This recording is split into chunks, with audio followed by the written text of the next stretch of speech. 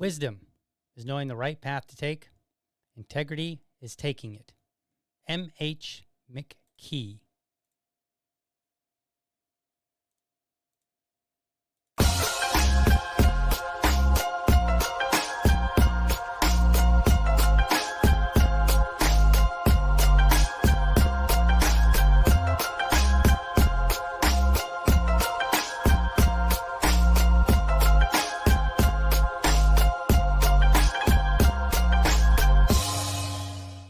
All right, good morning and welcome to another morning episode of the Liberty Dad Podcast, a discussion on politics and culture. I'm your host, DL, America's most objective libertarian. If you're tuning in live, thank you so much for giving me your time so early.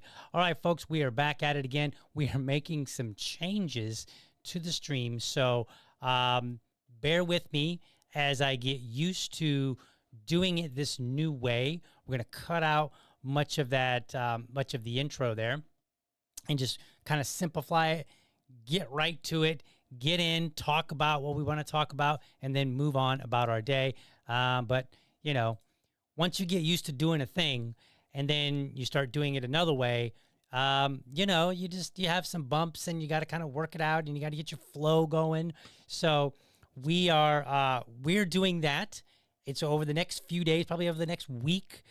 You will see potentially some more changes, but hopefully, most importantly, the flow will get much smoother. All right, let's get into some announcements real quick. So tomorrow morning, you're going to have 2 episodes, okay? We're going all out this week. So tomorrow morning, I'm going to be talking on my episode of Dad Talk, because Monday through Thursday, politics and culture. And then on Friday, I do Dad Talk. So tomorrow morning, I'm going to talk about the importance of reading to your child. Now, you might be like, what does that have to do? There's an interesting article about this. Apparently, Gen Z isn't really big on reading to their children. So we're going to dive into that and talk about that. Tomorrow evening, 6:30 p.m., I have my guest scheduled. We have everything confirmed. I'm going to have on a local dad and businessman. His name is Cameron Gaskill. I know this guy personally. He's a good guy. We're going to have a conversation tomorrow night, 6:30 p.m., so make sure you tune in for that. And then Sunday at 8 p.m., Leighton Radnar, he is running for mayor in Alaska. This is why we're doing it on Sunday at 8 p.m., because he is 4 hours behind us, and the weekend was just the best time for me over here on the East Coast to get with somebody that's way over there. He's actually past the West Coast, at least if you're talking about time zones. So 4 hours is quite a difference. So we're going to make that happen. So look forward to that again tomorrow morning, 7:30 a.m. as scheduled, then 6:30 p.m. with Cameron Gaskill, and then Sunday night, 8 p.m., Leighton Radnar for mayor. So we're going to be talking about that. All right, today, what do we got on our musings? Well, I've got 3 topics for you today. The first one, it's a little bit of drama, but it's important, okay? Some drama broke out over the last couple days over a political cartoon. Now, you might think, wow, what was this cartoon about? Well, it actually wasn't about the details of the cartoon itself. It was actually over people using the cartoon. So there is a user, his name is George Alexopoulos, I believe is how you say his name. He is a political cartoonist, and he works really hard, and he comes up with political cartoons. And he put out a cartoon several days ago, and then, wouldn't you know it, some other much larger accounts took it and freely posted it without giving him credit. So here is the image in question. Let's put it up on the screen so that everybody can see. So here you go. So this is George Alexopoulos. He created this cartoon. This is, you might have seen the story. I haven't even touched it yet, but you might have seen the story about the California man, the man from California, an illegal immigrant. I believe he's Indian, dot not feather, and he was driving a semi-truck, I believe in Central Florida, and he made an illegal U-turn and ended up killing 3 people. And so this is George's cartoon to that effect. And you can see it's clearly a cartoon. It's clearly been put together. All the elements are of the same style, right? Now, what's interesting is a lot of people were, there was conversation about cartoon versus meme. I think of this as a cartoon, not a meme. Now, maybe some people differ in their perspective of what a meme is. For me, a meme can be one of two things. It can be one of those standard pictures where you put in text and you can just like replace the text with whatever you want based on, whatever point that you're trying to make about a particular topic. And so you have these memes that are just kind of like, they're almost like these templates, right?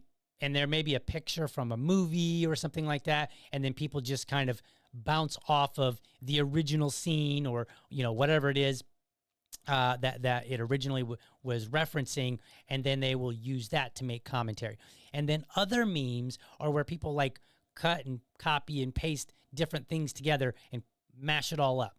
Right. So there's no consistency necessarily in the style. So you have one of two things. You have one where it's maybe like a movie or a picture of something, right, that portrays one thing, and then you just add your own text to it to talk about something else, or you have a mashup of pictures. Well, in this particular case, I see it as neither. This is originally drawn explicitly to make a specific point about a specific topic. So you're not like you could, in theory, take this and maybe use it somewhere else, but it's going to have a limited usage, unlike other memes, which you could adopt for various topics. So for me, I look at this as simply a political cartoon. Now, George, he made this, he put it out on his social media. Other larger accounts took it and they freely posted it without giving him credit. So no, shouldn't do that. He made a big stink about it, okay? Now, some of the larger accounts, they apologized, and I'm not going to dive into whether or not I think some of them were honest when they said, hey, look, I found this elsewhere, and I just posted it. Here's the thing. But some of them, what they did is they said, I can't believe people are getting upset about a meme. And I'm like, this is why I think the distinction between cartoon and meme is important, because I looked at it and I said, no, this is like, if I saw this picture, I know that somebody intentionally drew this explicitly to make a point. This is not a meme that I can just adopt and use however I want. Okay. This is not something that somebody threw together in 10 minutes. Okay. So I would immediately say, who is the author of this? Who is the creator of this? Now, what one person did is they tried to claim that they created their own version of it. So here, let me show you this picture, because this is very interesting. So here's Ian Miles Chung. You can see it's literally exactly the same photo. Look at that, right? Like it is exactly the same. Now, when I say exactly the same, I don't mean 100%. I mean such a high percentage that we can just casually say it's exactly the same. What he did was he fed this into AI and then said basically, he did whatever prompting he needed to get basically the same picture, but that looks slightly different with a slightly different tone, slightly different color. And there are some elements that have changed. Okay. And then a following user came along and was like, those are different pictures. And people were challenging her and they were like, they're the same. And then she like circled like two minor elements. And then she's like, see, they're different. It's like, and you could make that argument. It's a bad one, but you could make that argument. For example, if you look at the firefighters in the lower left-hand corner, there's 3 of them down here. They're all standing. And in George's picture, he's got like several of them running. Okay. So it's a little bit different.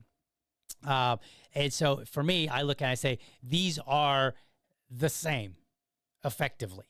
Okay. Not 100%. They are the same. This would be the equivalent of you writing an article, me taking it, changing like 2 or 3 sentences, publishing it and saying, look at this article I wrote. No, it's the same article because you plagiarized. We have a word for that, right? You plagiarized. Now, here's the thing. I don't believe in intellectual property, okay? But I do believe in integrity. And I believe that many people are working hard to try to get their piece of the pie, as am I. You know, I work really hard on this podcast. And this includes journalists, writers, podcasters who I would consider to be commentators, artists of varying sort, and so on. Okay? So for me, when I work hard as a creator, as somebody who puts together something, I go out and I find all of these different things. I'll grab some video, I'll grab some pictures like I did, and I'll put it all together. And then what I try to do is try to make sense of it. And I say, I'm basically like a writer, but a talker. That's basically what I do. It's like, imagine somebody that writes, but instead they talk. You know, I'm a commentator and I do it verbally with my voice. And I try to think of interesting ways to present the information, interesting ways to think about it that are unique and different from other people. And I put a lot of work into it. Like this show today, I've spent more than 2 hours already putting it together. More than 2 hours putting it together. Okay. Now, I don't believe in intellectual property. So if somebody wants to take it and use it, I don't have a problem. I think you should give me credit. Say, hey, you know, this work comes from DL. He made a good point. He made a bad point. He's missing something, whatever it is. You know, and as long as you're honest about it, I really don't care. Now, if you are a creator, big or small, you need to have integrity. Cite your sources when you can. I mean, sometimes it's hard, right? Sometimes you know, with a picture, you see it and you're like, then just say, I don't know who created this, but it really captures the moment, right? Like you can just say something like that. And that way you're acknowledging like, look, I don't know who it is, but I'm telling my audience that it's not mine. If you can find whose it is, source them, right? Give them the proper citation. And there are many ways to do that. You can put a link to their page, to their social media. If you find their social media, you can always just repost them. That's really a good one. You repost, then you get credit for presenting it to your audience. And then with any luck, that creator will get people to click on it and they will get the engagement, right? And then you have actually cited them. It's like, you know, it's not like MLS or APA citations necessarily. It's like social media citation is a repost. That's a citation, okay? Give people the proper credit when you use their material. That's the right thing to do. Now, if you're somebody that sources things, like that's, okay, so I'm talking to the creators there. If you're a creator, have some integrity, regardless of your size. If you're somebody who just sources stuff, you're not a creator. You just go out and you find good stuff and you're good at bringing it together, presenting it to an audience, and that's kind of what you do. Okay, fine. Then it's especially critical for you to give credit, okay? Now, what happens if you're just a user? You're just like somebody that gets on there and you're like, wow, I like that. Maybe you make a comment from time to time, but you don't really put a lot of effort into, you know, looking for good content. You're not trying to grow your platform or whatever. Here's what you can do. You can hold people accountable. When you see somebody using material without giving some level of citation or sourcing or acknowledgement in some way, call them out. Say, hey, that's not your work, right? Or where'd you get that from, right? Hold them accountable because you have the power to keep people honest. And in a world that I would create that does not include intellectual property, where people could sue and say, hey, you know, you used my work, the alternate, the way that people can still get the credit, the benefit from their hard work is by everybody basically playing along and saying, you know what, we want you to have some integrity. We want you to be honest, and we'll unfollow you, and you can just be a nobody if you're not gonna do that. So make sure you play your part, folks. That is how we create a better society, is by just having a little integrity, having a little accountability. All right, let's move on to the next item here. So I've got this cartoon. It comes from Freedom Toons. It's about Let me see. How long is it? It's almost 3 minutes. So we're going to watch this. Now, what this does is it's engaging in conversation. It's basically it's making an analogy. It's using a cartoon to make an analogy with illegal immigration.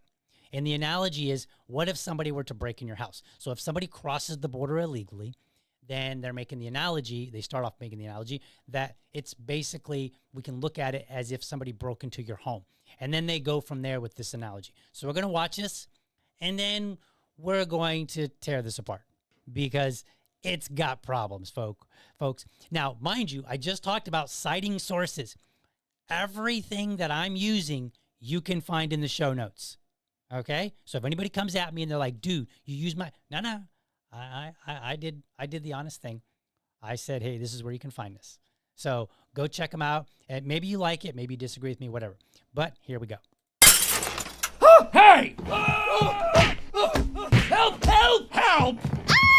What are you doing to this poor man? This poor man? He broke in! But what else did he do? What else? Yeah, you can't just kick him out if he's peaceful. What law did he break? Are you seeing where they're going here? They're like, oh, this person broke in, but what else did they do? It's kind of like, okay, somebody crossed the border. Okay, fine. But did they do something else? This is kind of a point of, okay, the people that are saying, did they commit any violent crimes? Did they steal anything? Which would be my argument. Okay, so this cartoon attempts poorly to attack the argument that I give. Let's continue watching. I'm not going to interrupt too much.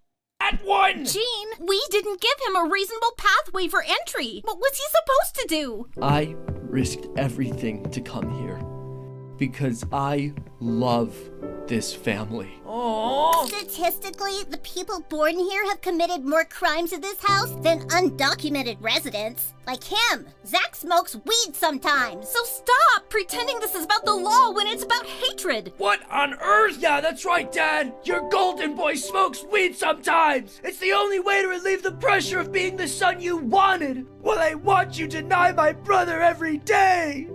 I love you guys. You've got to make a decision, Dad.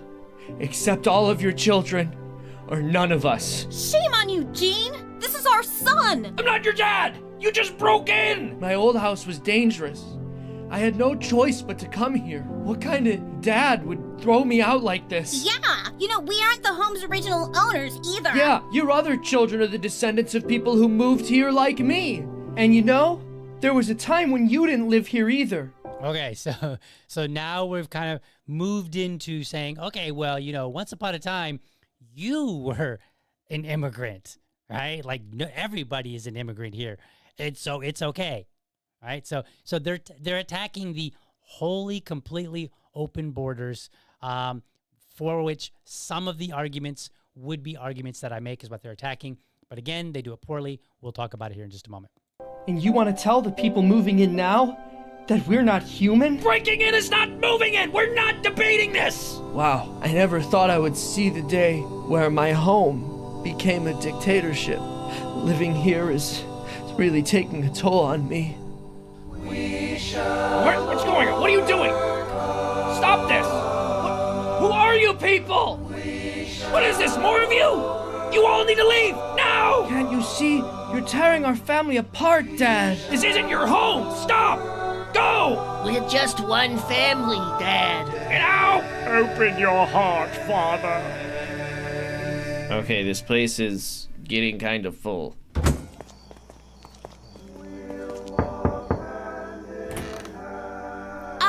Hello? We're seeking a better life? After how you treated your poor undocumented family members? I don't think so.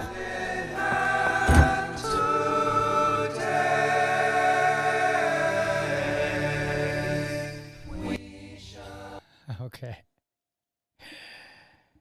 Wow. Hey, it was a good cartoon, actually. I kind of like the style of it, and I think they put it together pretty well. So I'm going to give them credit on that. But they make a number of errors. So this is a comparison between the national border and a private home. It's a false analogy. Now, here's the funny thing about analogies. people are terrible about analogy. Like I'll make an analogy and people will find some like tiny little element and they'll be like, well, you've got that wrong, so therefore this whole analogy is bad. That's not how analogies work. Analogies work in, they don't have to be one-to-one. If it's one-to-one, then it's no longer an analogy. So there is flexibility in an analogy for having small, minor elements being incorrect as long as the broader point is accurate. Unfortunately, this is incorrect. This is a false analogy because it assumes that a national border and a private home are equivalent in function and in legal status.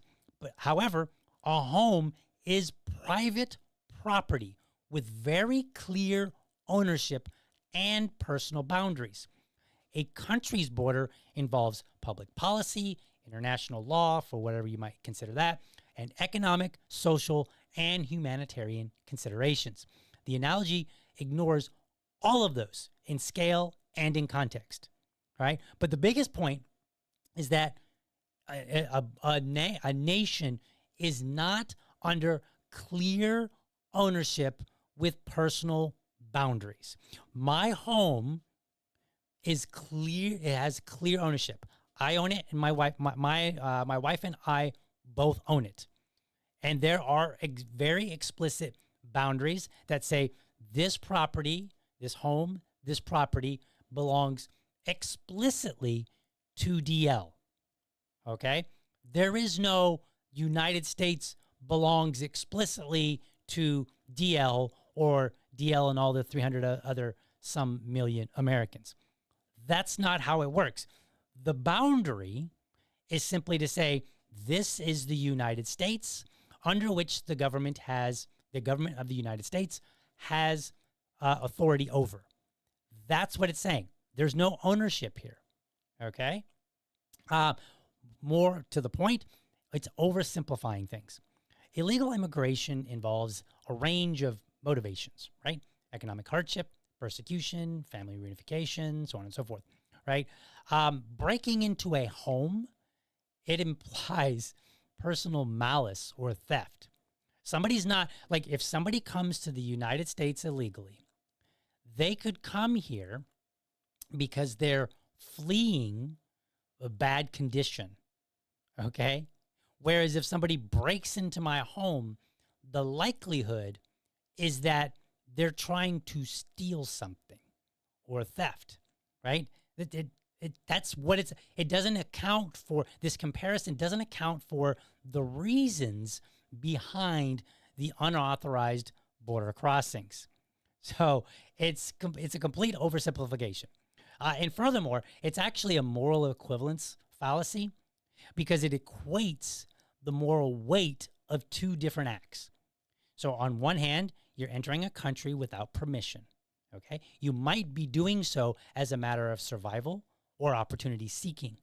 While a home invasion, it violates personal safety and privacy, right? So there's two entirely different implications here. Somebody may be coming to the United States and saying, well, I'm being persecuted in this country, and if I don't leave and find somewhere else, I may not live to see tomorrow, or I may starve to death because we've got such a bad circumstance. Or they might just simply say, you know what? Things are crap here. I want to make a better life. And so they might come over and say, I'm here to have a new life in this new country and contribute to this country just like everybody else. Whereas nobody's breaking in my home and I go down at 2 a.m. to confront a robber, if I were to do that. There are considerations for whether or not you should do that. Generally speaking, you should not. But, if I were to go down and say, hey, what is your business in here? They're not going to say, well, my home is so dangerous, I thought I would come into your home and seek safety. That's not what happens. There's two moral issues on what's happening.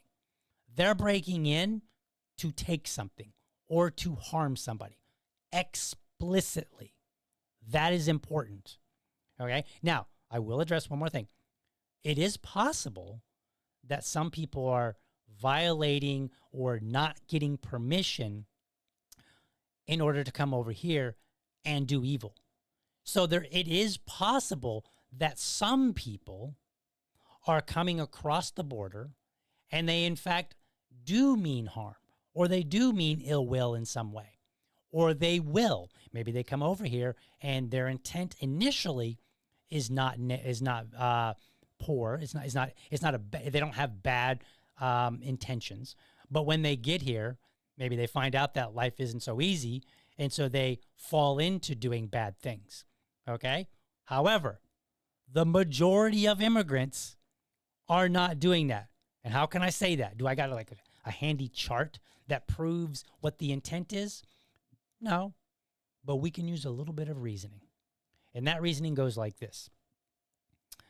If there, and this is great reasoning, because the more illegal immigrants that people claim, the better the reasoning here works.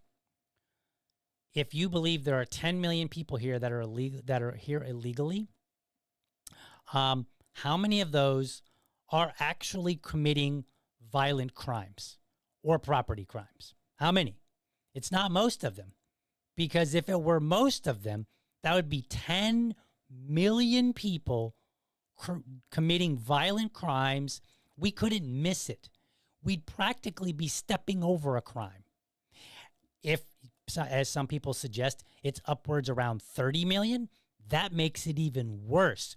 That means I could barely leave my house without running into somebody that's committing a violent crime or a property crime, right? So the more illegal immigrants that people believe are here, the more that reasoning actually works. Now, the last issue as to why this doesn't work is it ignores legal nuance. Immigration laws are not absolute. Let me rephrase that. They're not absolute like property laws. Borders are governed somewhat by international treaties. They're governed by asylum protocols and other considerations. For example, in our own country, if you come here illegally, the law, because a lot of people like to go, well, the law is the law. Okay, fine. Let's talk about the law, dummy. The law says if you come here illegally, that there is a provision for which you can seek asylum. You literally have 1 year once you get into this country to apply for asylum. After you apply for asylum, it is possible through the legal process to end up becoming a legal resident. It is not the case that just because you come here illegally, that our law says you have to be tossed out. That's not how our law works. Our law has provisions for people to get in here and then do things the right way. Many people have come here illegally and then ended up long-term, I mean, it takes a while, becoming an American citizen or becoming a legal resident. That does happen because that is how our law actually works. However, unlike immigration law, private property law, home invasions, do have no such provisions. There is no equivalent legal protection of any sort. Okay? Well, let me take that back. There kind of is. If you break in the home and you are fleeing, like you break in and maybe, let's say, for example, you've got the way the home is situated is you got, a couple bedrooms on one side of the house and you got one bedroom on the other side of the house. And so then let's say that every bedroom has somebody that sleeps in it. And so somebody in one of the bedrooms hears, some noise. They go out to investigate.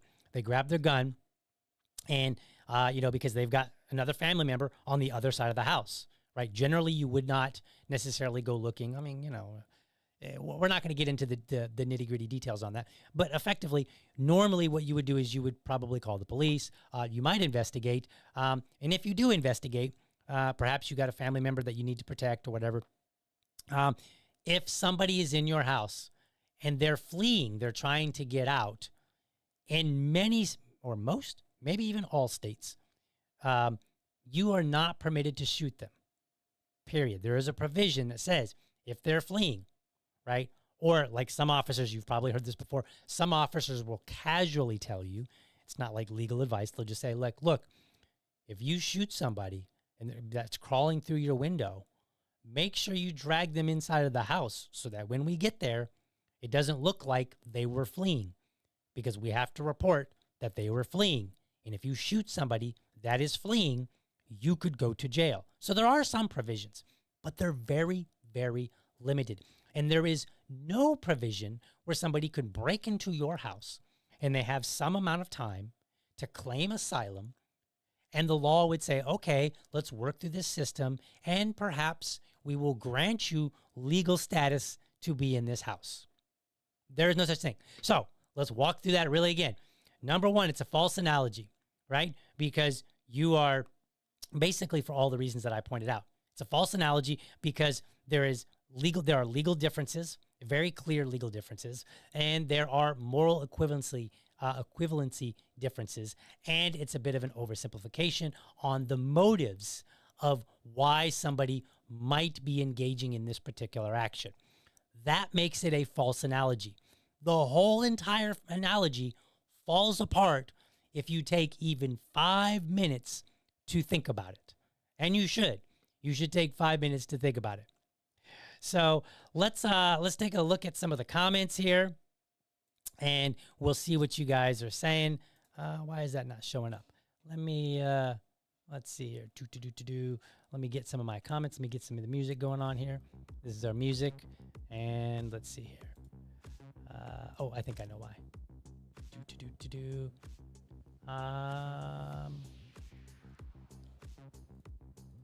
So I guess I got something wrong there. Why is that not coming up? Oh, I didn't pin it. Not being pinned? Oh, it looks like, oh, yay. It looks like Rumble is choosing not to work. So the pinned comments are not showing up on the screen. It's no fault of me. It's just not pinning them. So I don't know what to tell you. But I will read them anyway. So nice short intro, says my VA lady. Thank you so much. Working very hard on streamlining this show, making it a much better show for you, the viewer. Let's see. What else do we got? Hope for more YouTube views because of the change. Liberty Dad is so close to being monetized on YouTube. That's right. I am absolutely getting closer to being monetized. We're trying to grow this channel, trying to make it, that much better for you, the viewer, you, the audience. So please share the show, talk about it, come back after the fact and just drop a comment. Let me know what you think. Maybe as you are going about your day, you're thinking about some of the things I said, and then you have a new idea that you wanted to kind of express to me. That's cool. That's great. Just come back, drop a line in the chat for me. I'm sorry, not the chat, but in the comment section. And I like to read as many as I possibly can. Since I'm a smaller content creator, reading all the comments is a lot easier. But let's grow the channel so that it becomes a hardship for me. That's a good problem to have. Let's see what else. Let's see. I recycle clips from all my podcast bros, but I always tag them. And normally my hook says, "Did you see what Liberty Dad said?" You know, and that's from my VA lady. So when you're clipping something, I consider that somewhat to be a citation, right? Because like if I'm in the video, it's hard for you to be like, "Look at this video I made." Right? So I don't like, that's fine. Like if you clip something and you don't tag them, it's courtesy to tag them. And I think you should. Ultimately, at the end of the day, we're trying to create a better world in the real world and online. How we behave online, it really does affect people in real life. So let's do by people proper. All right, let's see. Yes, somebody says Rumble sucks. You know, they are having some problems. They need to work it out. Let's see. I think that's it for the comments. So we'll move on to intermission. We'll be back, and then we're going to talk about this Space Force shooting. The shooting of the two unarmed teenagers that were stealing a car. We're going to discuss that. So we'll be back here in just a moment to discuss it. The day I got cited, I was blindsided. I couldn't believe that I was in America. I left a place where that stuff happens, but not here. Here, this is the land of opportunity. I didn't do anything wrong. I just couldn't believe it. I didn't do anything wrong. You think that you're doing things the right way. You think that you're a law-abiding citizen. And they said I was under arrest for braiding hair, and they took me to jail. They seized a little over $100,000 out of my business account here. Took 13 years to get it and less than 13 seconds, I guess, to take it away. I remember my attorneys telling me, most people don't win against the government.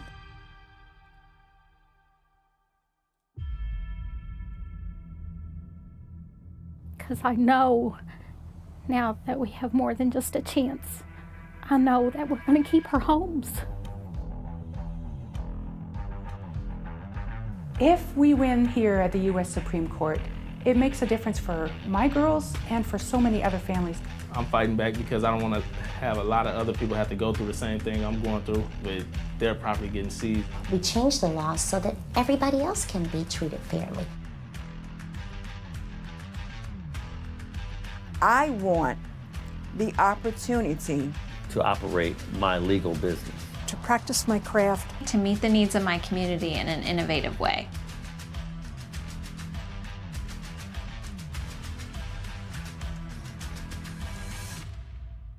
And someone has to stand up.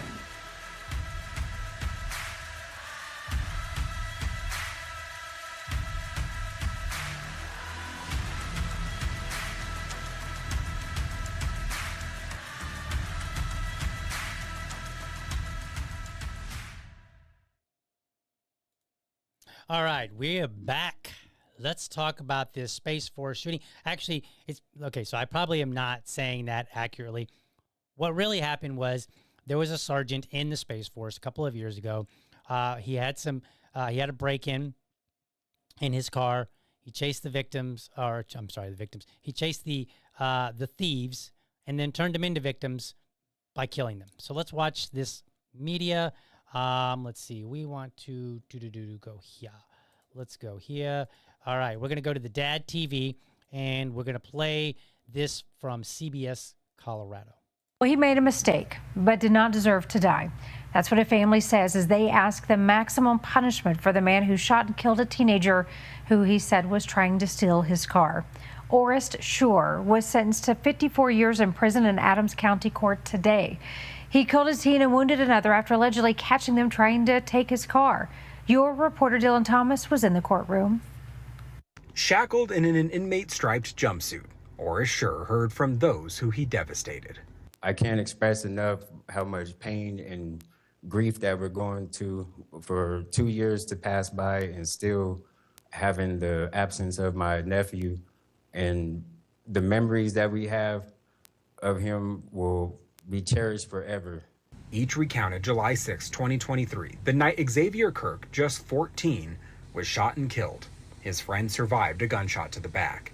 The duo had attempted to take a car that wasn't theirs, a car owned by Orest Schure. You know, kids make mistakes.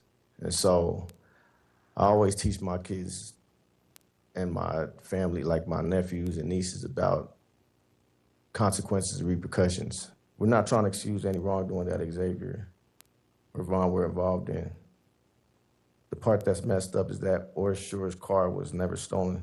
Though they never took the car, Schure chased them down, gunning down the unarmed teens. Even the judge said Schure, a discharged soldier, should have known not to take lethal action that night. Kids make mistakes, but adults are supposed to be the ones to guide us through it.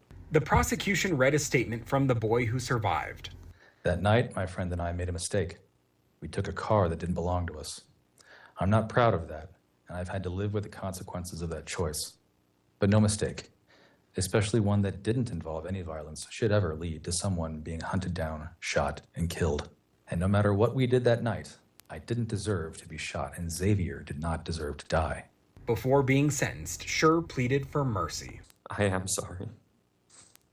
for the events that occurred that night, for the pain, for the grief and trauma that have followed, and for the impact that my case had on so many lives.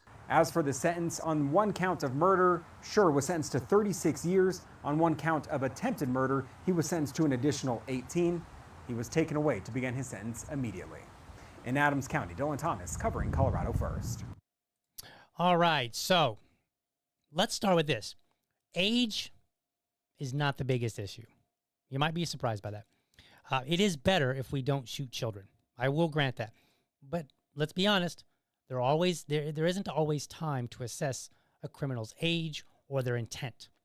And you don't know if they're armed. You know, when Orest Schure came out to confront the assailants, which I think you have the legal right to do, the legal and moral right to do. If somebody is breaking into your home, if they are trying to steal your car, you have the legal and moral right to go confront them.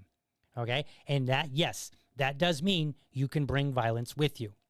Now, some states may have it different. They may have varying laws, so adjust accordingly. However, in many states, you have castle doctrine where you can protect your home, including up to and with lethal force.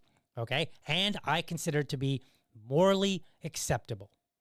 However, the problem that we have in saying, oh, these guys were young, the problem with that is he doesn't know when he goes out to confront them what their intent is. Is their intent to steal the car no matter what? Is their intent, if somebody gets in the way, to shoot them? To shoot back? Right? Are they armed? Will they draw on you? Right? You don't know this. So for me, I look at it, remember, us in the 2A community, we will tell people all day, every day, 365 days a year, we will tell people, guns equalize. There's a story, it's like years old. There's a pregnant woman here in Florida. A couple of assailants broke into the home, started pistol whipping her husband. She ran and got the AR-15, shot one of them. I think she killed one and ended up wounding the other, I think, was how the story goes, right? So it was an equalizer because more like in rare cases like that, in most cases, a pregnant woman is absolutely no match for one man, let alone two. However, the AR-15 equalized. It made her just as dangerous, perhaps even more dangerous than the assailants. And she saved her family. Okay? So we will tell people guns equalize. Well, guns also equalize criminals. So if you are 14 and you have a firearm and you are willing to use it, a 6'5", 300-pound man is now your equal, or you are now his equal. Okay? So yes, it is possible that we look and we say a child will get shot in the middle of a crime. So I disregard the argument that, oh, they're children, they're 14, they're 15. No, you don't always have time to assess that, nor do you know their intent, nor do you know the outcome of how that's going to play out. All you know is crime, my property, I need to take some sort of action. Maybe you're not the kind of person that wants to go and confront an assailant. Maybe you barricade yourself into a room and you can safely do so, keep your family safe, and you call the police. Fine. Maybe you're somebody that's like, hey, that's my property. I'm going to go out and I'm going to address this situation. I have a firearm, and if I absolutely have to, I will fire upon this person. Okay, fine. Both of those, in my opinion, are legitimate choices. Now, let's talk about this particular story. So let me go through, because I think there's some details that help out when we're talking about this particular story. So this is the New York Post. We're going to read it. Ex-Space Force Sergeant Orest Schure sentenced to 54 years in prison for fatally shooting suspected teen car thief. Orest Schure, 29, became emotional as he apologized for murdering 14-year-old Xavier Kirk before he was sentenced to 54 years in prison for the 2023 fatal shooting, the Adams and Broomfield Counties District Attorney's Office announced. Now, what I just said, what makes this story murder when I just said, hey, there is a situation under which, yes, a 14 and 15, or is it I think one was 14. I think one was 15.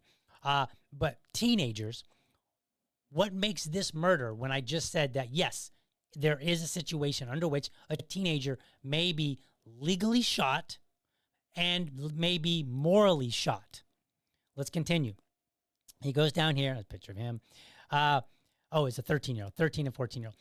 The deadly shooting also left a 13-year-old hospitalized. Schure, then a technical sergeant with the U.S. Space Force based in Aurora, was awakened by a car alarm outside his apartment around 11 p.m., July 5th, 2023. The 27-year-old grabbed a pistol, ran outside to his Hyundai Elantra, where he spotted two people dressed in all black attempting to break in the car. So at this point, based on what we can read, there is no understanding of how old are they. Now you might say, well, what about their size? Hello? I'm 5'3" and I weigh 120 pounds. I am the size of a teenager. Okay? I'm a 47-year-old man. I am the size of a teenager. So if I were to go and break into someone's house or try to steal their car, they have no idea whether I'm 47 or 17. Schure confronted the individuals, but the would-be carjackers fled in another car. The sergeant gave chase in his car, fired multiple rounds at the teens. The fleeing car crashed into the backyard fence of a home 4 blocks south of Schure's residence. Okay, now he's not even in his own neighborhood. 4 blocks away. That's a big deal. It goes on and says, Kirk and his teen accomplice hopped out of the damaged car and began running away. So now they've fled the scene. They're 4 blocks away. They crashed the car, and now they're trying to run. Kirk was found suffering from gunshot wounds to the head and back. He was transported to a local hospital and pronounced dead. The 13-year-old who was driving the getaway car was shot in the back and managed to get to a relative's house before being brought to a hospital and survived. Schure was arrested after the shooting and charged with first-degree murder and first-degree attempted murder.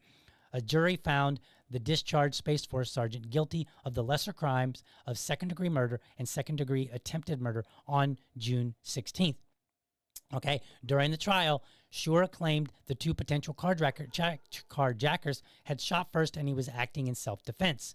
Investigators found 11 shell casings were fired, all by Schure, and concluded there was no evidence that either teen was armed during the robbery. Okay, so this is what makes it different. Nothing about this situation said that Schure was in fear of his life. Nothing about it said that he was addressing the crime on his property, right? That would be vastly different. But there is plenty of evidence that, and it's unclear to me whether or not he was shooting as he was driving or if the shooting occurred after they crashed. It's unclear to me. I was not able to ascertain that. Maybe if I dug deeper, I would find the answer. Maybe if you do, go ahead and drop it in the comments. That would be great. Okay. Now, a lot of people had a lot to say. So let's look at some of what people said on Twitter. This man served, let me put this up in bigger. This man served several combat tours and had 14 service medals. Okay, not relevant. He continued to serve his country in the Space Force. Not relevant. Remember that. Okay, here's what I remember. Well, I don't want to say remember. Here's what I know. If you look up what Space Force, their training is, it's not dealing in would-be car thieves or car chases or apprehending people.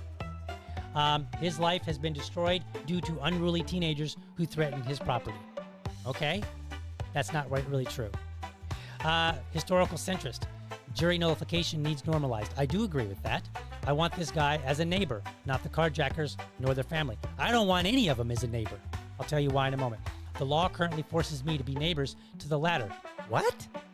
Are you retarded? No, you can live wherever you want. The law doesn't force you to be neighbors with anybody. While jailing a guy who was defending property in a manner that would make nobody ever want to steal a car in his neighborhood. Perhaps that's true. But we're going to talk about that. This man served Valentina Gomez. Now, if there is one I despise Randy Fine as an elected official. If this woman ever gets elected, she will be right next to him in who I despise. And you can go look up her account. She's a very despicable person. This man served his nation and protected his property from criminals. He should get an award, not prison time. The world is better with those little George Floyds getting locked up. Okay, yes, the world would be better if criminals were locked up. Okay? But we're going to address whether or not this man's some sort of hero. Let's see what else we got. Karen Datz, the judge, even charged him with first-degree murder. Female judges are an actual plague to civilized societies, actively promote criminals over above those of us who just want to live peacefully. Are you dumb? What was peaceful about car chasing somebody 4 blocks away, where they crash their car and then go on a shooting spree, leave with at least 11 rounds, well, not at least, with 11 rounds? That's not peaceful. Gosh, people. 54 years is excessive. There's an argument to be made there. He was defending himself. No, he wasn't. Property is an extension of self. Yes, it is. I mean, for those of us who earn it and don't just steal it from others. Lesson is, if property is not worth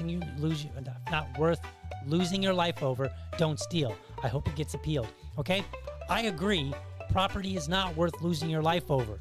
So don't steal. But chasing somebody 4 blocks away is also not, and shooting them while they're trying to run away, that's also not worth your life being over, basically. Hello? Orest Schure is a good man. He did what needed to be done. You're an idiot, Josiah. Let's see what else we got.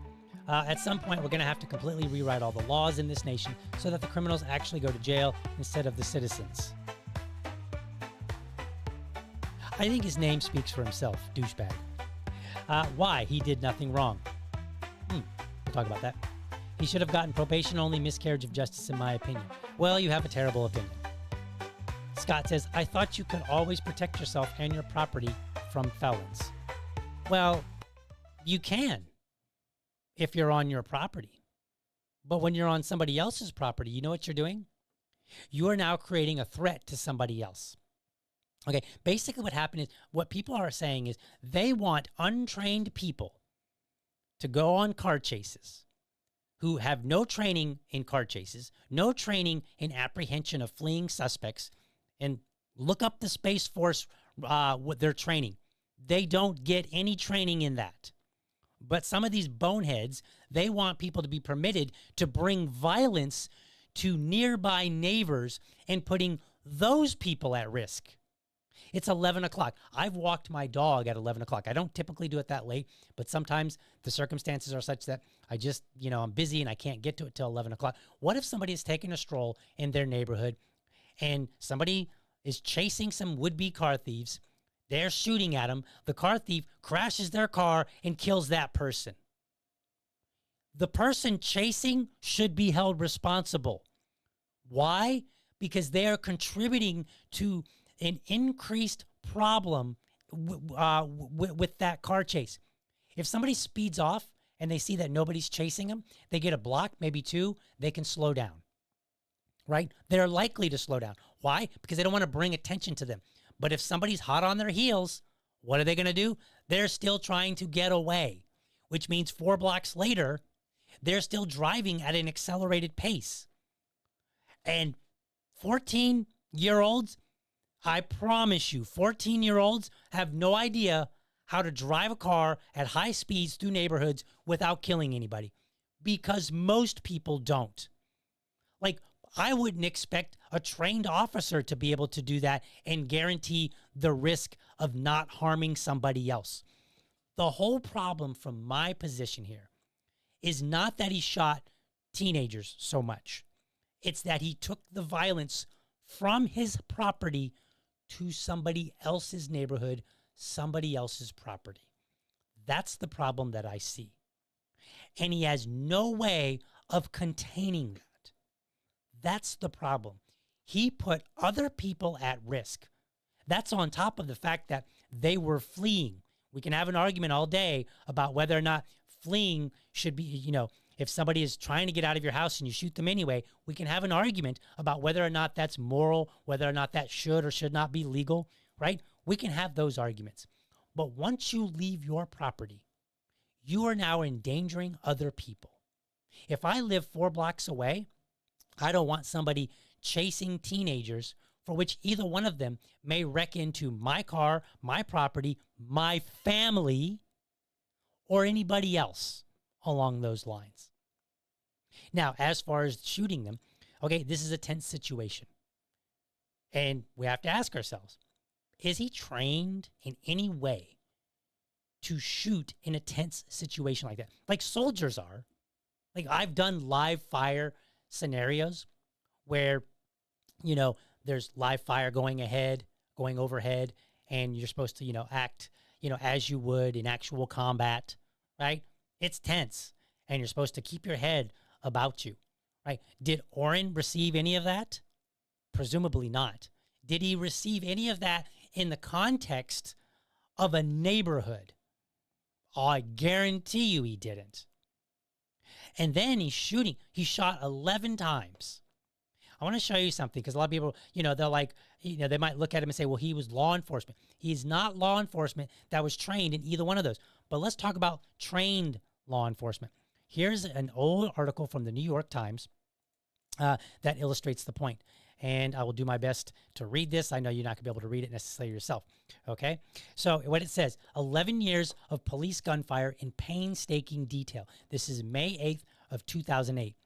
New York City police officers fire their weapons far less often than they did a decade ago, a statistic that has dropped along with the crime rate. But when they do fire, even at an armed suspect, there is often no one returning fire at the officers. Okay? So there's nobody. So there's kind of a similarity here, right? Police officers who are trained are firing at somebody who's not firing back, because when you're firing back, that changes the dynamic of the situation. All right? Officers hit their targets roughly 34% of the time. Does anybody want to ask the other 66%? Yeah, 66% of the time. No, I got that wrong. No, 56% of the time. Is that right? Yes. No, 60. I had it right. 66% of the time. See, you shouldn't do math live on the air. The other 66% of the time, where do those bullets go? Can you guarantee that they don't hit somebody? They don't damage somebody's property? Right? This is the problem.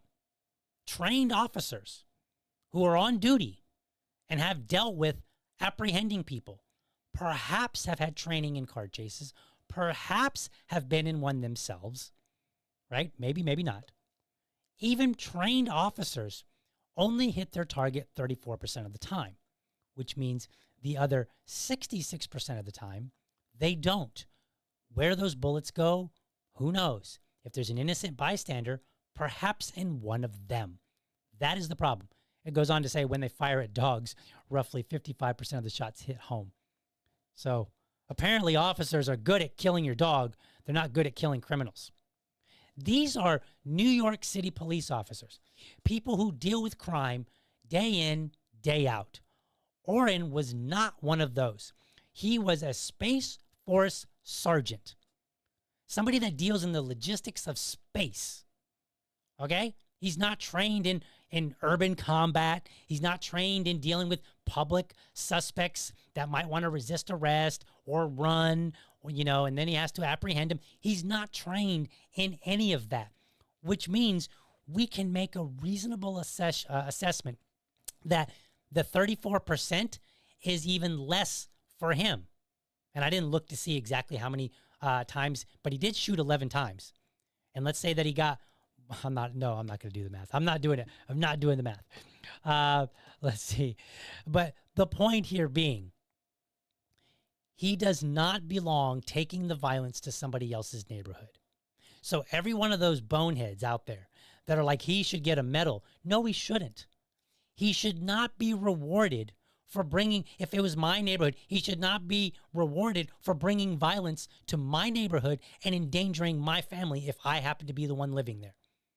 Right? All of those residents, they want to live in peace, and they don't want to have a shootout in their neighborhood from some guy that's not trained that took violence from his property. If he had stayed on his property and shot them, depending on the circumstances, I might say, you know what? He's morally right and should be legally right. I might say that, right? But in this case, the answer is no way. He was completely wrong. I can say that based on the data, and I can say that based on somebody that's been in not 1, not 2, not even 3, but 4 car chases. Yeah, I'm not joking. 3 of them were when I was a stupid teenager, okay? A young adult, teenager/young adult, right? I got into car chases with people, okay? Where we were either having fun and being stupid, or there was some malice where we were trying to harm each other. I've almost been pushed off the road by other cars. I've been in some conflicts. And then once, when I actually had some level of training, when I was in Bosnia, and we worked with Interpol, the international police, and we chased somebody in our Humvees, okay? And I will tell you, as somebody that has experience with 4 car chases, Orest does not belong chasing people in the middle of the night down neighborhood blocks to go and try to shoot them. Unacceptable. He is wrong. He should go to jail. Those kids, or the one kid, he should go to jail for all of that. He should be accountable for the fleeing part too. I'm not holding it. I'm not saying he's unaccountable. Nope, he's accountable for trying to steal the car and for fleeing and for the damage that was caused while he was fleeing. He is accountable for all of that. He should go to jail for that as well. Orest should go to jail. The young kid should go to jail. The other kid, he died. Well, how do they say it on the internet? FAFO. F around, find out. He found out the hard way. And so did Orest. That's where I stand. All right, folks. That's my show. Let's see here. I don't see any other comments that I need to address. So I think we're just going to be out for the day. So I appreciate it, folks. I will see you tomorrow with the doubleheader, if you will. Again, 1 in the morning, 7:30. We're going to talk about reading. And then 1 again in the evening, 6:30 p.m. We're going to be talking with Cameron Gaskill. He is a local businessman. He's got an awesome story, and I look forward to hearing him tell it on another episode of Dad Talk with a Dad. And then Sunday night, we are going to have Leighton Radnar. He's going to be talking about his run for mayor up in Alaska. So I will see you then. Have a good one. Thank you for watching, and I hope you found this episode informative and inspiring. Be sure to catch me Monday through Friday, 7:30 a.m. for an informed discussion on politics and culture. Make sure that you're subscribed to my YouTube channel, or if you prefer my Rumble channel, you can go to youtube.libertydad.com, or you can go to rumble.libertydad.com. While you are there, let me know how I'm doing by leaving me a comment. Remember, if you're a champion of liberty, your business is people, and your product is liberty. I want you to have a great week. Catch you next time, but for now, I'm out.